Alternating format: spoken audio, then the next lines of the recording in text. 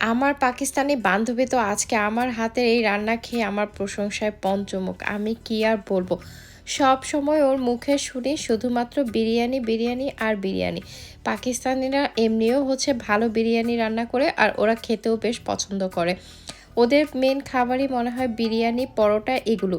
ওর সাথে যখনই আমার কথা হয় আমার বান্ধবীর সাথে, তখনই শুনি হয় ও বিরিয়ানি রান্না করেছে, না হয় হচ্ছে ওদের পরোটা। ওদের মেনু হচ্ছে এগুলা। আমরা যেমন ভাই মাছ ভাত না খেলে চলে না, ওদের নাকি এরকম পরোটা, বিরিয়ানি এগুলো বেশি পছন্দের খাবার দাবার। তো আমি আজকে ভাবলাম আমার এই বান্ধবী যেহেতু এত বেশিই পছন্দ করে বিরিয়ানি আর সবসময় ওকে বেশিরভাগ সময় আমি ফোন দিলেই শুনি সে বিরিয়ানি রান্না করেছে, তো কেন না আমার হাতের বিরিয়ানিটাও আমার বান্ধবীকে একবার খাওয়াই। আমরা দুজন একই সাথে জব করি, সেই থেকে আমাদের খুব ভালো একটা বন্ধুত্ব হয়ে গিয়েছে।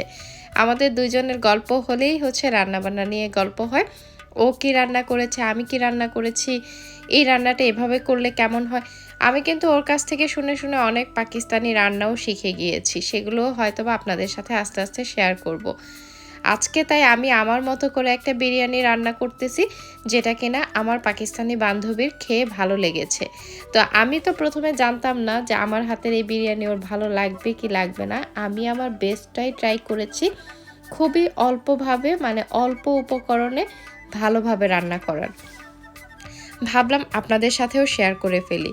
তো এই যে আমি হচ্ছে তেলের মধ্যে একটু ঘিও দিয়েছিলাম, তারপর পেঁয়াজগুলোকে ভালো করে ভেজে নিয়েছি আর দিয়েছিলাম কিছু আস্ত গরম মশলা, যেখানে ছিল এলাচ, দারুচিনি, তেজপাতা, লবঙ্গ, গোলমরিচ আর কালো বড় এলাচ, এগুলোই দিয়েছিলাম।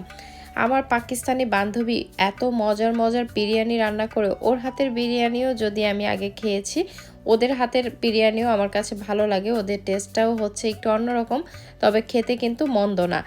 আর হচ্ছে তাই আমি ভাবলাম যে আমি ওদের মতো করে রান্না করব না, ঠিক আমি আমার মতো করেই রান্না করে ওকে খাওয়াবো, তারপর দেখি আমার বান্ধবী কি বলে।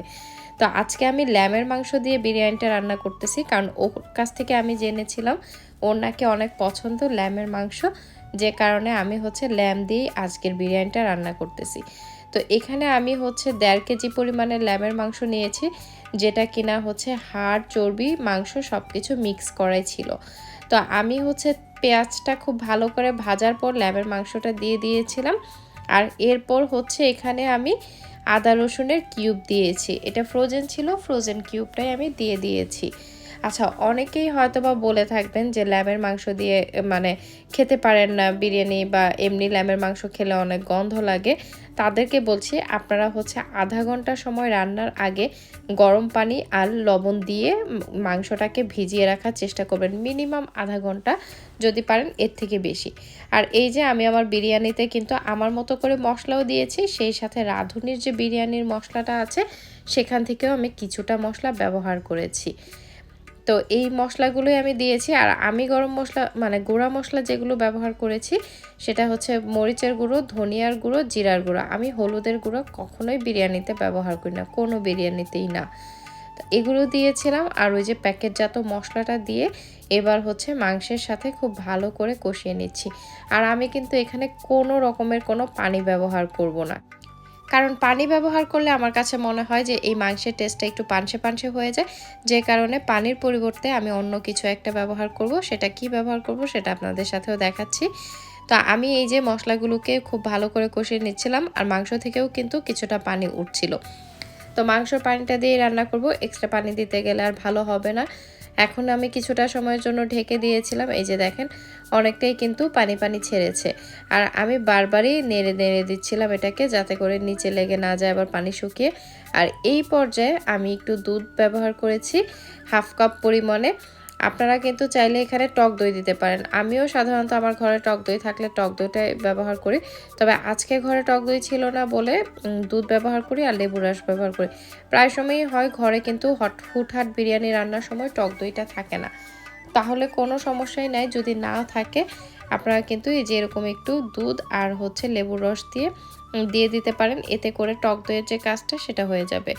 আচ্ছা, এখানে আমি হচ্ছে চালটা সেদ্ধ করার জন্য আলাদা পাত্রে পানি দিয়ে এর মধ্যে ঘি, তারপর হচ্ছে এলাচ, দারুচিনি আর শাহি কালো জিরা যেটা আছে, শাহি জিরা আর কি, সেটা দিয়েছিলাম। তারপর চালটা দিয়ে আমি সেদ্ধ করে নিয়েছি। তবে ওই ভিডিওটা কেন জানি হয়নি। আমি হয়তোবা প্রেস করিনি। এমনি, এমনি করে মানে ভিডিও করার জন্য আমি ফোন ঠিকই রেখেছিলাম। তবে ভিডিওটা অন করতে ভুলে গিয়েছিলাম। তো চালটা আমি 80% মতো সেদ্ধ করে নিয়েছি। আর এরপর এই যে মাংসটাও কিন্তু এর মধ্যে একদমই কুকড হয়ে গিয়েছে। মাংসটাও 80% মতো কুক করে নিয়েছি আমি। চালটাকেও 80% মতো কুক করে নিয়েছি। তো এরপর এখানে কিছু কাঁচামরিচ দিয়ে দিচ্ছি। কাঁচামরিচটা দিলে কিন্তু বিরিয়ানিতে অনেক সুন্দর ফ্লেভার আসে। আমি সবসময় চেষ্টা করি কাঁচামরিচগুলো বিরিয়ানিতে ব্যবহার করতে।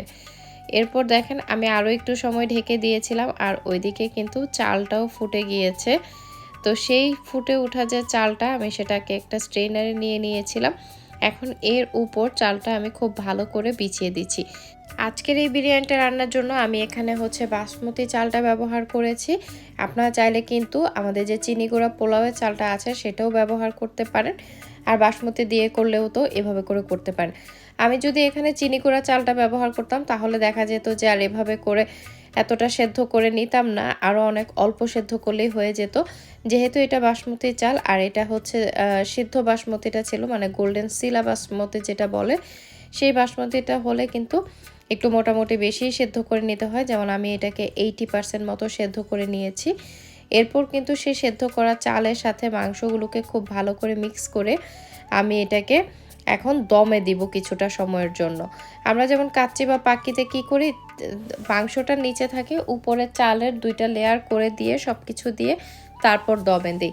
এখানে কিন্তু আমি সব কিছু একসাথে মিক্স করে দমে দিয়েছি, মানে দমে দিব তার আগে এখানে আমি কিছুটা ফুড কালার অ্যাড করে নিচ্ছি। আপনারা যদি ফুড কালার পছন্দ না করেন কোনো সমস্যা নাই, না দিলেও। তবে আমার কাছে না বিরিয়ানিতে একটু ফুড কালার দিলে ভালো লাগে, জিনিসটা একটু কালারফুল হয় দেখতে। তো যে কারণে আমি এখানে রেড আর অরেঞ্জ 2 কালারের ফুড কালার ব্যবহার করেছি। এরপর এখানে চাইলে উপরে কিছুটা পেঁয়াজ বেরেস্তা দিয়ে আপনারা দমে দিতে পারেন। আজকে আমি খুবই আলসেমি করেছি, আমি এখানে কোনো পেঁয়াজ বেরেস্তা দেইনি দমে দেওয়ার সময়। যখন অবশ্য আমি আমার বান্ধবীর জন্য বক্সে করে সার্ভ করেছিলাম তখন উপর থেকে আমি পেঁয়াজ বেরেস্তা ওকে দিয়ে দিয়েছিলাম। তবে এই পর্যায়ে আমি আজকে আর দেইনি। আর এরপর এই যে ঢাকনার যে ছিদ্রটা ছিল সেটা আমি একটা লবঙ্গ দিয়ে আটকে দিয়েছিলাম। আর এই যে দেখেন 20-25 মিনিট মতো আমি এটাকে একদমই লো হিটে দমে রেখেছিলাম। এরপর বিরিয়ানিটা দেখতে কত সুন্দর হয়েছে, রাইসগুলো কত ঝরঝরে আর মাংসগুলো কিন্তু পারফেক্টভাবে কুকড হয়েছিল। তো আমি গরম গরমই ওকে পাঠিয়ে দেওয়ার চেষ্টা করব আর কি। এরপর আমি আর আপনাদের ভাইয়া খাবো।